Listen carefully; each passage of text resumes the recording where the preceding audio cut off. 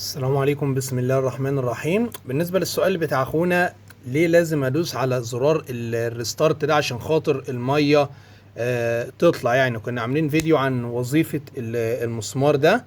فانك بتدوس على الزرار ده المية بتطلع، غير كده المية ما بترضاش تطلع.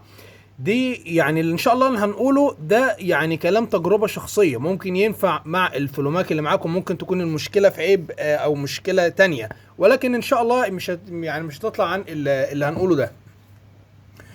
انك بتدوس على الزرار ده انت كده بتدي امر للفلوماك ده يشتغل، بتديله امر ان هو يفضل شغال، سواء بقى في ميه ما فيش ميه. انت كده ايه، طول ما انت ناس كده اهو انت بتقول له ايه، اشتغل ديريك مباشر. ووظيفه الفلوماك دون احنا كنا قلنا ان هو الميه بتقطع، بيبدا يقرا ان الميه قطعت، بيقوم يدي امر للموتور انه يفصل، ودي من مميزاته.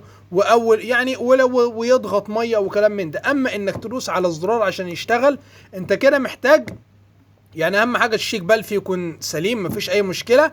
اللعب كله بيكون في المسمار ده. لف المسمار اللي ورا ده ناحيه اليمين شويه. هنا لو مسكت الفلوماك اهو عندك اهو بيركب راكب على الموتور كده اهو، دي العدله بتاعت الفلوماك، دي العدله بتاعت الفلوماك، وده اللي هو اللي طالع على الشقه، وده بيكون تحت فوق الموتور كده اهو، اللي هو الكعب اللي تحت ده. هتيجي ده هنا كده اهو، نركز هنا هتلاقي بص سالب وموجب.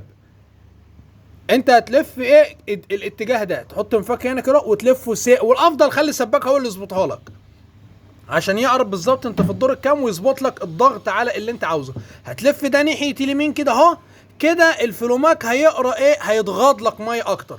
يعني هو كان ضغط الميه هنفرض مثلا ايه على 1 بار، يعني كانت الميه تكون عند في الدور الاول كده اهو ما يشتغلش، تقوم انت نزل تحت ايه في المدخل، تقوم تدوس كده اهو عشان يشتغل. انت كده يعني زي ايه، بتقول له اشتغل وخلاص، مالكش دعوه بالضغط.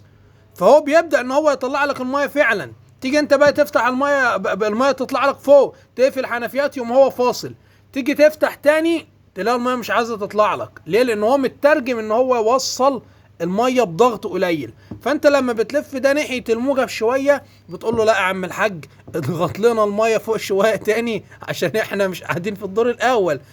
فبالتالي هيبدا ان هو يشتغل.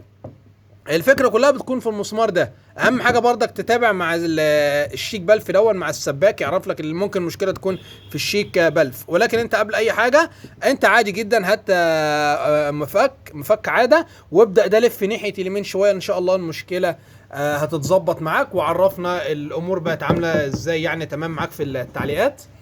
ان شاء الله المشكله تتحل يعني باذن الله. لقيت بقى الموضوع خارج كده، هات بقى السباك يبص لك على الشيك بلف بتاعه، او لو انت تعرف تفحص الشيك بلف. ولكن ان شاء الله المشكله هتكون في المسمار دوت. بس كده، واللي عنده اي اضافه او اي استفسار يسيب في التعليقات. والسلام عليكم ورحمه الله وبركاته.